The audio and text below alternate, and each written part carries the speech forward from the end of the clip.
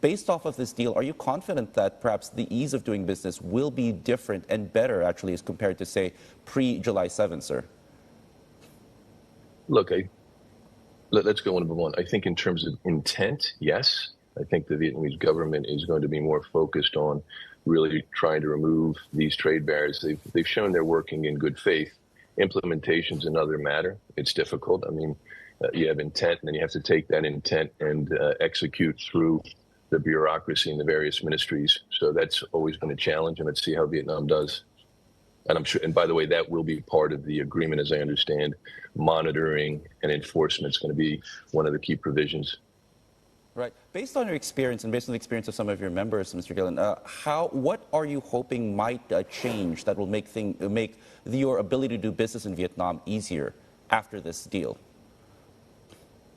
Yeah, look, there's two sides on it. I think basically the typical types of non-tariff trade barriers might be licenses that are required, inspections on imports.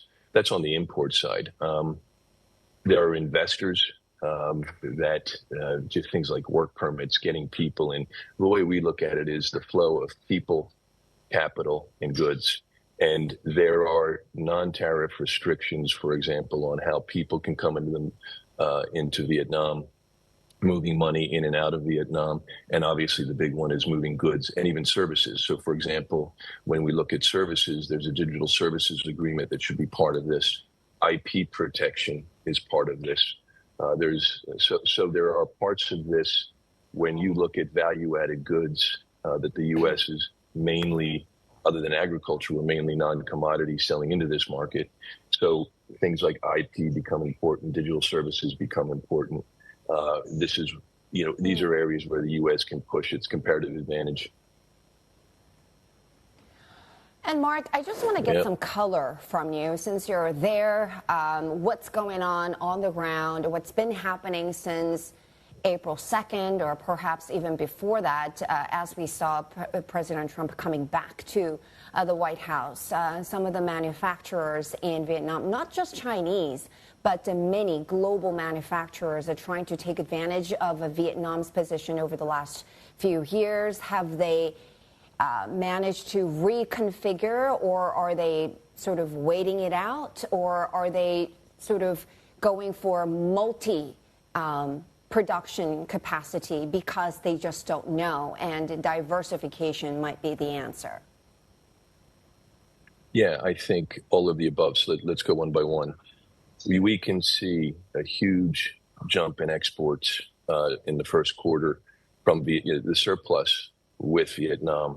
The trade deficit with Vietnam has actually increased in the beginning of the year, and that is a lot of companies looking for an alternative to China.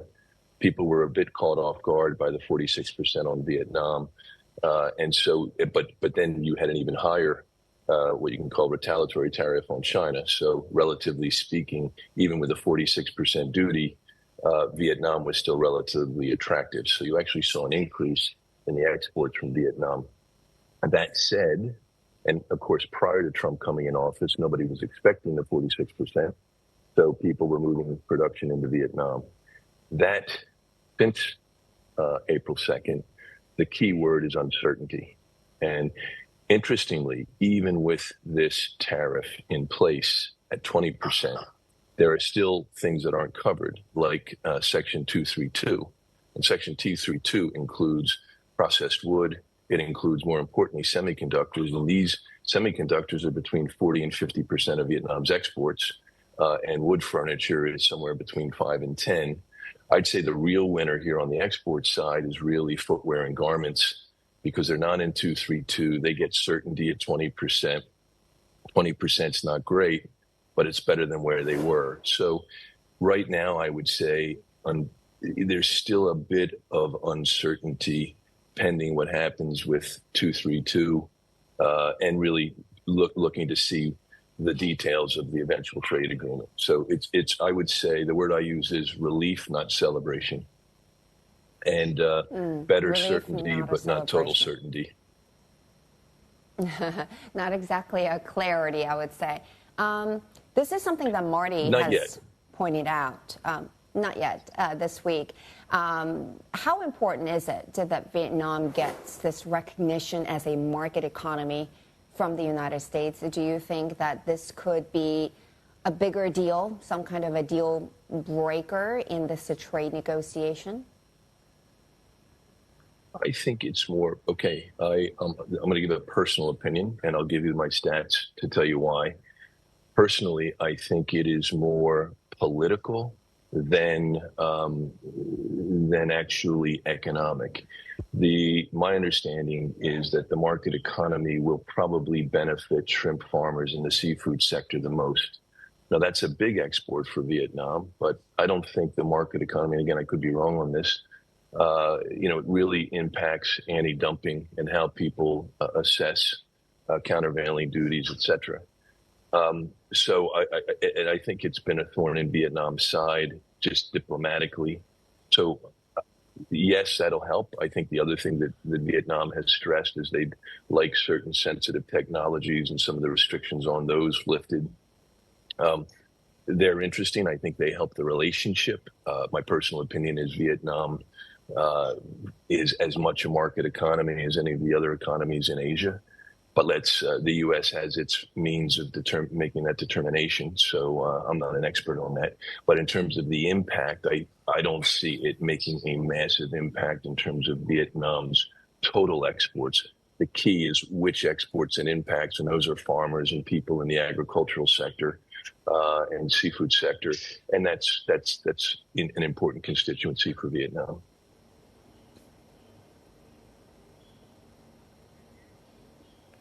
Mark, talk to us about what impact this might have with regards to foreign direct investments into Vietnam, because for Vietnam, this might be a bit more important actually than maintaining trade.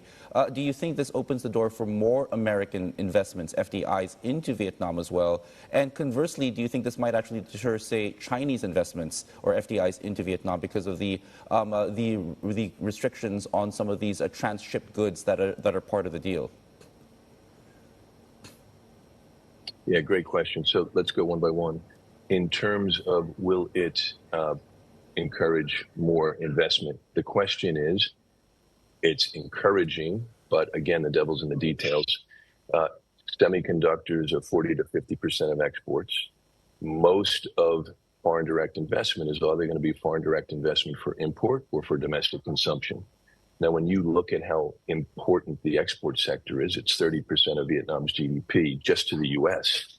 That has a huge impact on domestic consumption. So if you're looking at making further investment aimed at domestic consumption, you're going to have a wait and see. You're going to wait to see what the details are. Similarly, if you're looking at investing in export manufacturing, you're going to look at several things. You're going to say, what are the details of this deal? But you're also going to look at what is happening in other countries. What is going to happen ultimately with China or Thailand or Indonesia and some of the other countries in the region?